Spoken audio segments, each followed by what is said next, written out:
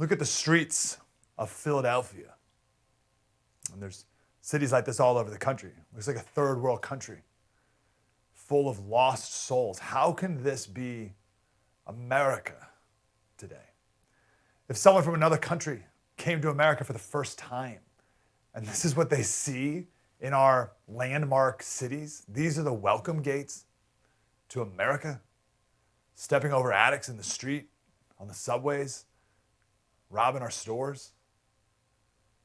But even videos like this don't begin to tell the full destruction of drugs in America today, and that's our focus of today's special. I'm glad you're here.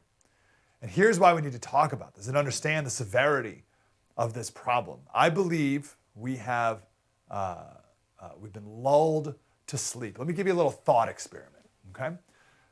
9/11. 9/11 is the standard for a tragedy in our minds, right?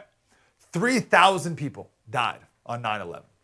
Psychologically, it was terrifying and awful in every way. We ended up fighting a 20-year war at the end of it, and you still have to take your shoes off at the airport, right? 3,000 people died. The number of Americans who have died from fentanyl overdoses, I think it was like last year or 2 years ago, 60,000. That's 20 times the number of deaths from 9/11. So here's the thought experiment. If you could take all of those deaths from fentanyl that are spread out over the year, spread out over the country, and condense them into a single image on a single day in a single place, all the deaths, all the overdoses just from fentanyl, and you condensed it into one moment, imagine how powerful and unforgettable that would be. Your mind couldn't even, as unfathomable as 9/11 was, I think this would be 20 times worse.